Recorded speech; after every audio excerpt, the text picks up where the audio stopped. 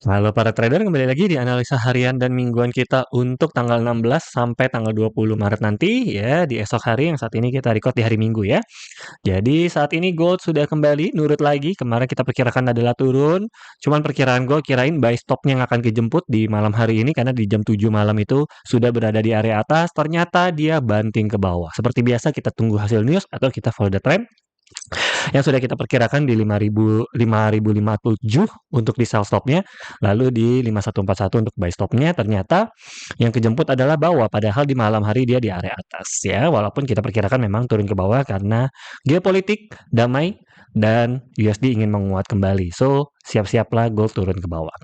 Dan hari ini bagaimana untuk pergerakan di esok hari? Sebelumnya ke sana kita cek mingguannya dulu. Untuk cek mingguan kita cek di candle daily. Untuk candle daily-nya saat ini yang putih kita abaikan karena yang putih adalah support dan resisten kita sendiri yang akan kita pantau. Fibonacci adalah area yang mungkin akan dikunjungi di minggu depan ya. Saat ini gold RSI berada di 50-an ya, di 47, jadi masih netral, bisa turun, tidak menandakan bullish atau uptrend ya. Sepertinya di sini juga sideways ya candlenya. Di sini ada di 5005, ini adalah support yang cukup kuat. Jadi ini kalau jebol, siap-siap gold akan berada di area 4700-an ya.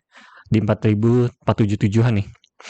Lalu begitu juga sebaliknya kalau dia mantul, maka gold mungkin berada di area atas di 5.200-an untuk area mingguan target kita ya, 5.200 atau di daerah 47 untuk di minggu depannya. Lalu bagaimana kita cek di 4 jamnya? 4 jamnya ini, support yang kuat ini.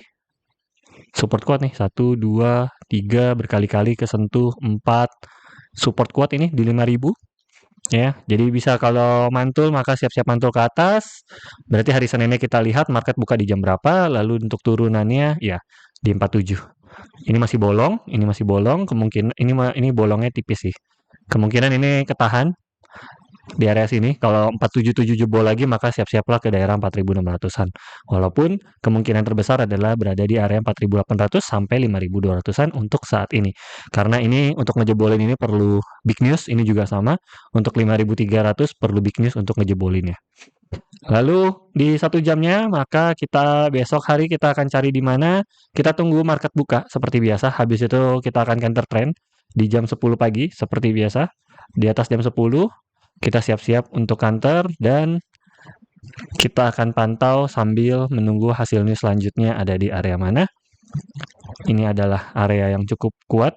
Jadi kalau dia berada di area 5.058, kalau dia terbang ya, tiba-tiba market buka nih Senin, tiba-tiba di atas sini siap-siap, ini bakalan bisa kembali ke daerah 5.100, maka kita cari kantornya. Tapi ingat di atas jam 10.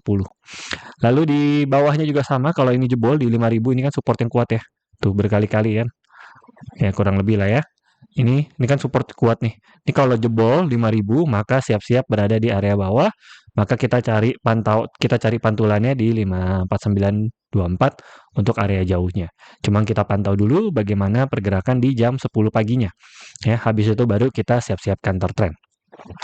Lanjut, bagaimana dengan di hari Senin atau minggu depan ada forex factory apa saja? Di sini Trump sudah bilang dia tidak mau deal sama Iran, tapi dia mau damai. Singkat ceritanya, dia nggak mau terjadinya perang. Jadi pengen negosiasi, tapi dengan permintaannya Iran, Trump tidak mau. Ya jelas ya.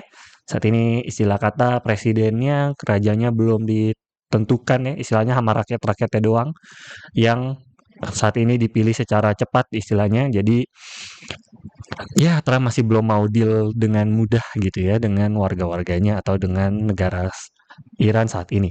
Jadi masih ricuh ya. Jadi Iran masih beberapa kali masih ada kiriman misil ya, rudal yang diluncurkan. US juga kembali counter. Jadi ada kemungkinan masih bisa terjadi perang kembali kalau Iran yang nggak mau nyerah gitu ya, nggak mau deal tapi si Trumpnya di Iran yang minta apa maksudnya kalau mau negosiasi mau damai Iran yang minta sesuatu Trumpnya juga tidak mau.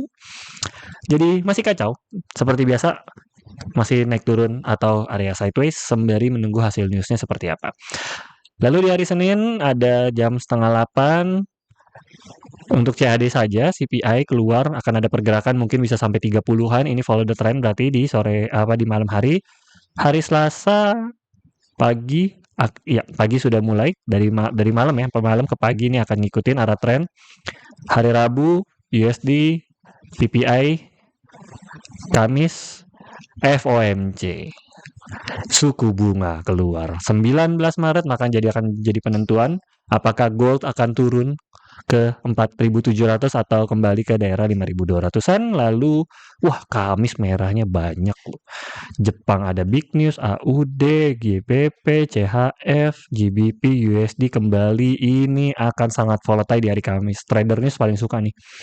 Ini bakalan pergerakan gila-gilaan buat teman-teman yang mungkin nggak main SL, ya siap-siap MC lah ya. Ini bakalan naik drastis atau turun drastis karena ini akan sangat volatile, bisa bolak-balik.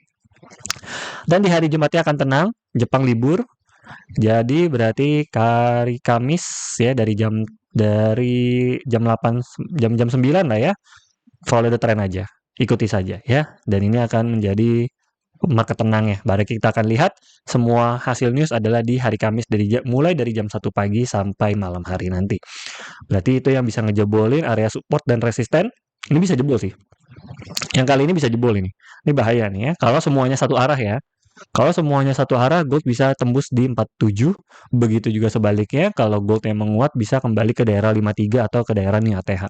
Kalau semuanya satu arah hasil newsnya untuk menguatkan gold.